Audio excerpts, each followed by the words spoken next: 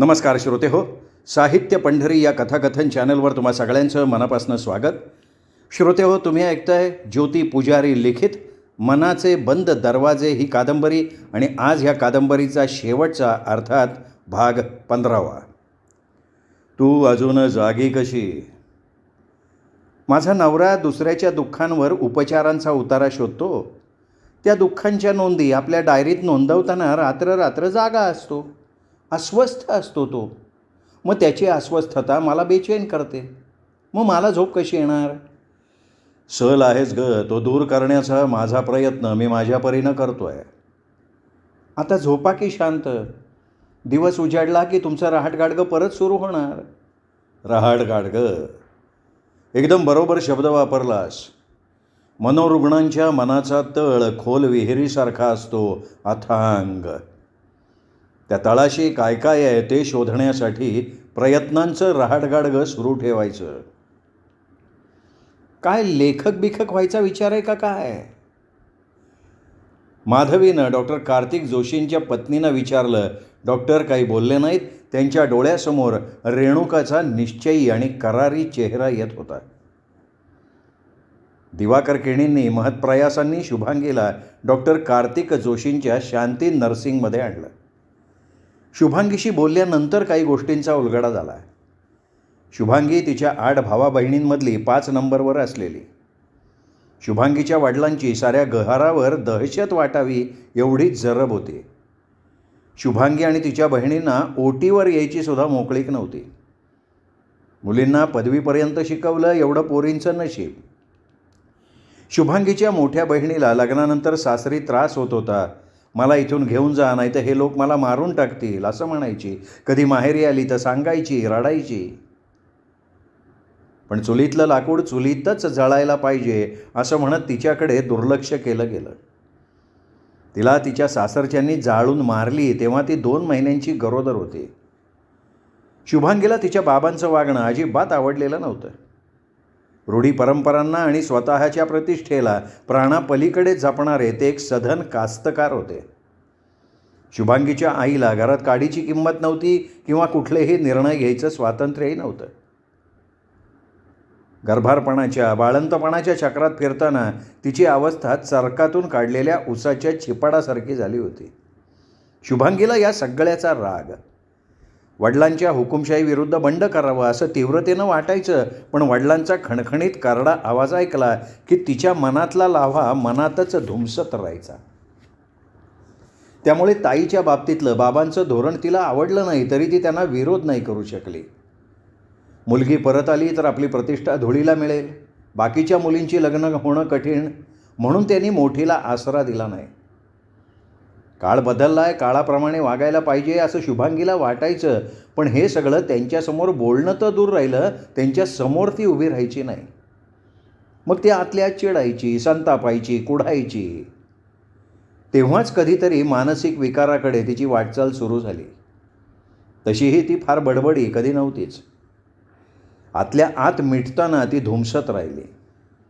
तिच्यासारखीच अवस्था तिच्या पाठच्या बहिणीची झाली. रेवतीची हीच परिस्थिती. शुभांगीच्या एका बहिणीला फिट्स यायच्या.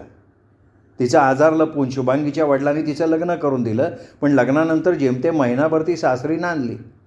सासरी असताना तिला 2दा फिट आली. तिच्या नवऱ्याने तिला कायमची माहेरी पाठवून दिली. शुभांगीला 3 भाऊ होते. त्यातले 2 साध्या तापाचं निमित्त म्हणून वारले. उरलेल्या एकाला दम्याचा आजार होता. असा एकूण सगळा आनंदच होता. शुभांगीच्या लग्नानंतर तिच्या मनातली कोंडलेली वाफ मोकळी झाली, ती संतापाच्या रूपानं. तिला साध्या साध्या गोष्टींचाही राग यायचा आणि तो सगळा राग मग नवऱ्यावर काढला जायचा. वरुणच्या जन्मानंतर ती जास्त उग्र झाली. त्याचाही ती राग करायची. एका प्रकारे माहेरी तिला झालेला मनस्ताप आता असा लाव्हा होऊन बाहेर पडत होता. दिवाकर केणींची आई, शुभांगीची सासू, तिला समजून घ्यायचा, समजावण्याचा प्रयत्न करायची. तुम्ही लाख समजून घ्याल, समजून द्याल, पण समोरच्यानं तुमच्याशी संवाद ठेवायचा नाही म्हटल्यावर काय करणार?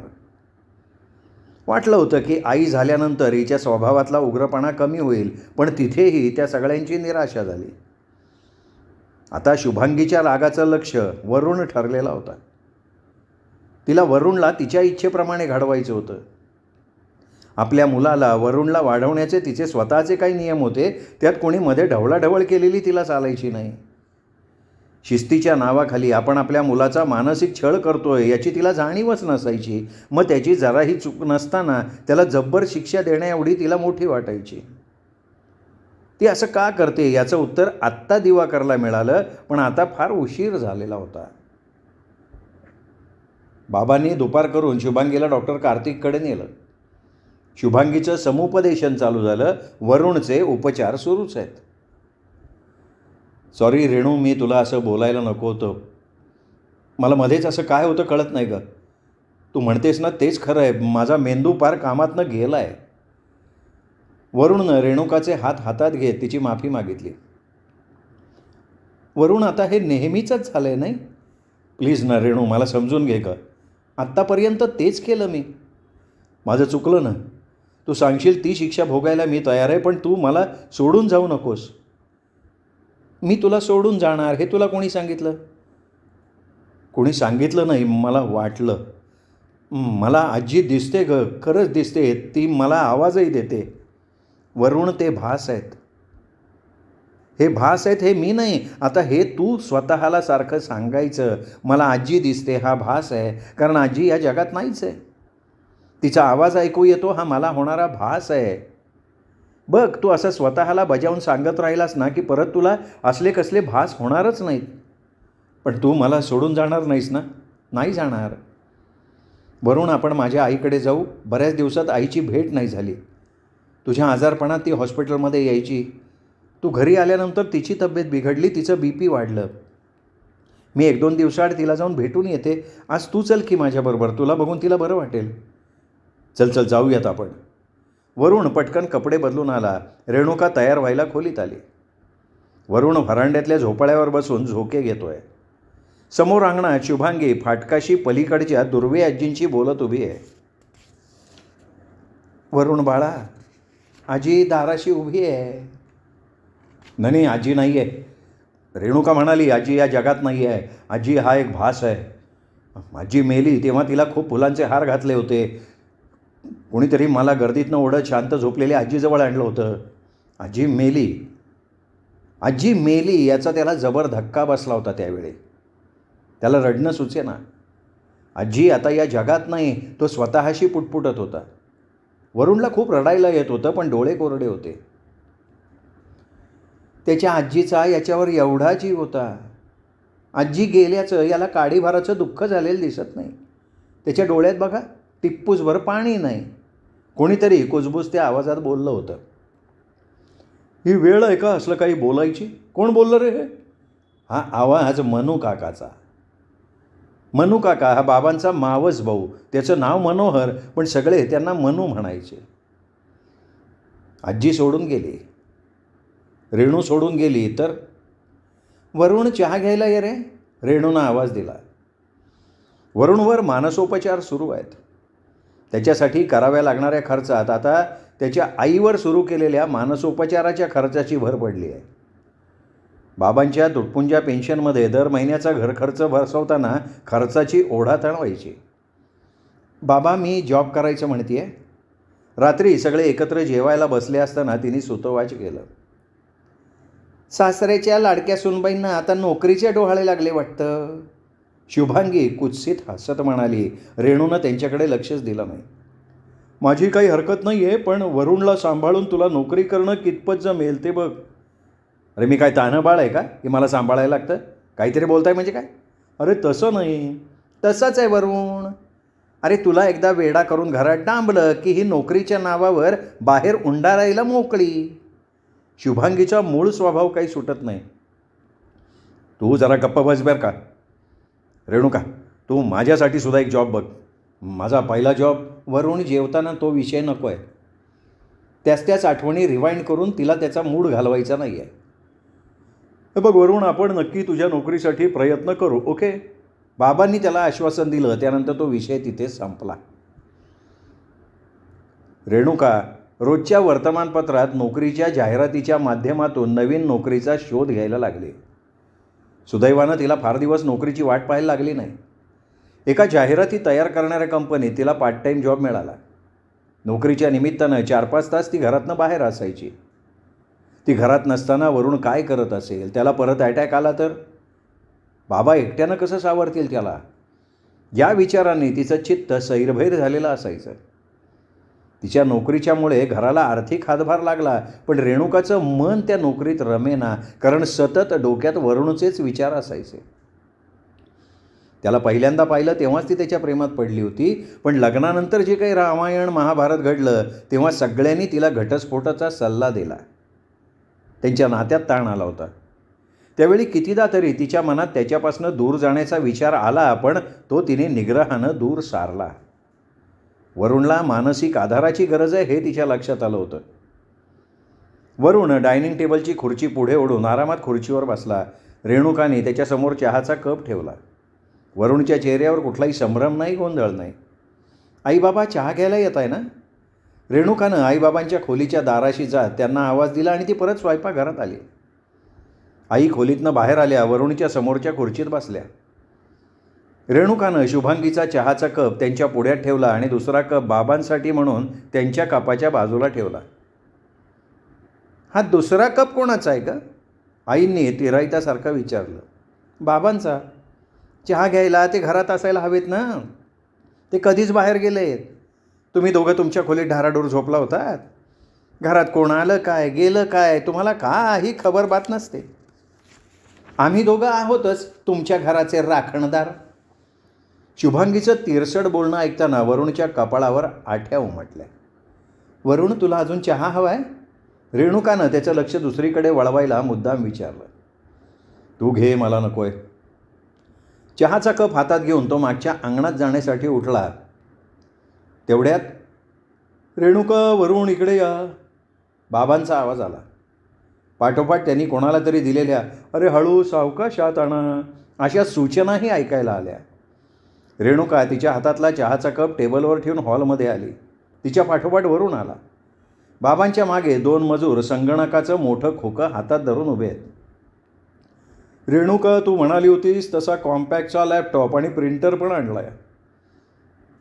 छान केलंत ना शेवटी स्वतःच्या मनासारखं. वरुणच्या मागे उभे असलेली वरुणची आई कडवट आवाजात एक वाक्य बोलून तिच्या खोलीत निघून गेली. लॅपटॉप घ्यायचं नुसतं नाव जरी काढलं तरी भयंकर चिडलेल्या, बाबांवर चाकू घेऊन धावणाऱ्या सासूचा त्यावेळचा तो भयंकर अवतार आठवून रेणुका मनातनं जरा घाबरलीच होती. आता या काय तमाशा करतात अशी भीती तिला वाटायला लागली. त्या मानानं त्या बऱ्याच शांत राहिल्या, याचं तिला नवल. आता त्याला त्याच्या कोशातून बाहेर काढण्यासाठी तिच्या जीवाचा आटापिटा सुरू झाला. आत्ता कुठे तिला यश मिळायची चिन्ह दिसायला लागली आहेत. वरुणला गेल्या 6 महिन्यात अटॅक आलेला नाही. त्याच्या वागण्या बोलण्यात बऱ्यापैकी सुधारणा झाली आहे. मग अशा वेळी त्याच्याकडे पुरेसं लक्ष दिलं नाही आणि परत त्यांनी स्वतःला आपल्या कोशात बंदिस्त करून घेतलं तर नको नको ते. हा विचार तिच्या मनात आला आणि त्या क्षणी ती नवीन नोकरीचा राजीनामा देऊन मोकळी झाली. नोकरी करायची ठरवल्यावर तिने बाबांचा सल्ला घेतला होता, पण नोकरी सोडताना तिने मुद्दाम बाबांना काहीही सांगितलं नाही. बाबांनी जर कशाला नोकरी सोडतेस असं विचारलं किंवा वरुणचा विचार करू नकोस, मी आहे त्याच्याकडे बघायला असं म्हटलं असतं ना तर तिची द्विधा मनस्थिती झाली असती. कदाचित बाबांनी तू तुझा निर्णय घ्यायला स्वतंत्र आहेस असंही म्हटलं असतं. पण आता तिला कुठलाही किंतु परंतु नको आहे. पुढे काय करायचं ते तिने ठरवलं आहे आणि ती लवकरच बाबांशी त्या बाबतीत बोलणार आहे. रेणू, 10 वाजलेत, आज ऑफिसला जायचा विचार नाही आहे का गं? रोज सकाळी 9:30 वाजता घरातली सगळी कामं स्वयंपाक वगैरे करून रेणुका घरातनं बाहेर पडते, पण आज 10 वाजलेत तरी रेणू अजून स्वयंपाकघरातच आहे. म्हणून वरुणनं तिला वेळेची जाणीव करून दिली. मी काल नोकरीचा राजीनामा दिला आहे, ती बाहेर येऊन म्हणाली. अरे एकदम काय झालं असं? तू राजीनामा देणार असं आधी काही बोलली नव्हतीस. माझं अचानक ठरलं राजीनाम्याचं. माझ्यासाठी एखादा जॉब बघ असं मी तुला आधी म्हणलो होतो. आता मी घरात नुसता बसू नये आणि तू सारखी धावाधाव करतेयस. वरुणला एवढी जाणीव झाली हे तिच्यासाठी फार महत्त्वाचं आहे. आपल्या मनातला प्लॅन बोलून दाखवण्याची हीच वेळ आहे हे तिच्या लक्षात आलं. वरून मला वाटतं आपण एखादा लॅपटॉप आणि प्रिंटर घेतला ना तर आपल्याला घरबसल्या एखादा उद्योग सुरू करता येईल. म्हणजे PhDचा थिसिस टाईप करून देणं किंवा DTPचं काम, म्हणजे अशासारखं काहीतरी. अजून मला नेमकं काय करायचं क्लिअर होत नाही आहे, पण तशा प्रकारचं काहीतरी करता येईल. ठीक आहे. बाबा तुम्हालाही तसं वाटतं ना? काही गरज नाही असले फालतू खर्च करायची. आणि तुला काय तो फॅपटॉप घ्यायचा आहे ना, तो घे, स्वतःच्या कमाईनं घे. माझ्या नवऱ्याचा पैसा असल्या गोष्टींवर खर्च करण्यासाठी नाही आहे. एवढा वेळ वरुणच्या बाजूला उभ्या राहून सगळ्यांचं सगळं बोलणं ऐकणाऱ्या शुभांगी कडाडल्या. हे बघ शुभा, तुझा या गोष्टीशी काही संबंध नाही आहे, तेव्हा तू मध्ये बोलू नकोस. असा कसा संबंध नाही? ही काल आलेली पोर माझ्या नवऱ्याचा खिसा रिकामा करायला निघाली आहे म्हटल्यावर मी बोलणारच. एकदा गप्प राहा सांगितलं, कळत नाही का तुला? वरुण आईचा हात पिरगाळत ओरडला. वरुण वरुण शांत राहा वरुण, रेणुका त्याला म्हणाली. तुझी ही हिंमत? शुभांगी वाघिणीसारखी चावताळली, पण वरुण शांत राहा असं म्हणत रेणूनं त्याला मागं ओढलं. वरुणनं आईचा हात सोडला तशा त्या पाय आपटत स्वयंपाकघरात गेल्या. त्या बाहेर आल्या तेव्हा त्यांच्या हातात भाजी कापायची सुरी होती. सुरी उगारून त्या बाबांच्या दिशेनं धावल्या. बाबा पटकन बाजूला झाले. रेणुकानं आईच्या कमरेला विळखा घातला, त्यांना बाबांपासून दूर केलं. बाबांनी त्यांच्या हातातली सुरी काढून घेतली. त्या प्रसंगानंतर रेणुका जाम घाबरली. वरुणला घेऊन या घरातून आत्ता या क्षणी बाहेर पडून आईकडे जावं असाही विचार तिच्या मनात आला. पण मी वरुणला घेऊन या घरातनं बाहेर पडले तर बाबांचं काय? बाबांना आशाबाईच्या तावडीत सोडून आपण आपल्या सुखाचा विचार कसा करायचा? रेणुका स्वतःशीच वेगळा विचार करत होती. अगं पण तू नसतानाही बाबा वरुणला आणि त्या महामायेला सांभाळत होते की. तुझ्या जाण्यानं न जाण्यानं त्यांना काय फरक पडणार आहे? नाही, ते काही असलं तरी मी बाबांना त्या वेडसर बाईच्या तावडीत सोडून जाणार नाही. कुणाशी याबाबतीत बोलावं, कुणाचा सल्ला घ्यावा इतकं विश्वासाचं कोणी नाही आहे. आईशी बोलावं तर ती आधीच माझ्या काळजीनं खंगली आहे. ताई तिच्या संसाराच्या व्यापात गुंतली आहे. फक्त वांझोट्या चर्चा होतील, निष्पन्न काही नाही होणार. मग मामाला फोन करावा का? पण मामा तरी काय वेगळं सांगणार? मी कुठल्याही परिस्थितीला खंबीरपणे तोंड देऊ शकते हा त्याचा माझ्यावर विश्वास आहे. वरुण आता निवळला आहे. तो नेहमीसारखा मागच्या अंगणात जाऊन त्या खोलीकडे पाहत बसणार. एकदा त्याची तंद्री लागली की तो मग आपल्याच नादात असतो. दुनियेशी त्याला काही देणं घेणं नसतं. रेणुकाला यावेळी खूप एकटं वाटतं आहे, खूप एकटं. बाबांनी वरुणच्या खोलीतल्या प्रेस करण्याच्या टेबलवर बरोबर आलेल्या मजुरांनी लॅपटॉप आणि प्रिंटर ठेवायला लावला. त्यांची मजुरी घेऊन ते गेले. वरुण कुतूहलानं त्या दोन्ही वस्तू बघतोय. रेणुकाला ऑफिसमध्ये लॅपटॉप प्रिंटर हाताळायची सवय आहे. तिने लॅपटॉप सुरू केला. लख्ख निळ्या प्रकाशानं लॅपटॉपचा स्क्रीन उजळला. आज पहिल्यांदा वरुण स्वतःहून रेणूबरोबर डॉक्टर कार्तिक जोशींना भेटायला शांती नर्सिंग होममध्ये आला. डॉक्टर, बाबांनी वरुणसाठी लॅपटॉप घेतला आहे. नाही, माझ्यासाठी असं नाही, खरं तर तो हिच्यासाठी घेतला आहे. हिची DTPची कामं करण्यासाठी तो घेतला खरा, पण मलाही त्याचा उपयोग होतो आहे. मी हिच्याकडनं लॅपटॉप ऑपरेट करायला शिकलो, इंटरनेटसुद्धा घेतलं आहे. माझं फेसबुक अकाउंट आहे, मी व्हॉट्सअपवर आहे. व्हॉट्सअपमुळे माझे खूप फ्रेंड्स झालेत. आमचं सतत चॅटिंग चालू असतं. त्यांच्याबरोबर ट्विटरवर ट्विट सुरू असतं. मजा येते खूप. वरुण भरभरून बोलत होता. डॉक्टरांनी रेणुकाकडे बघितलं.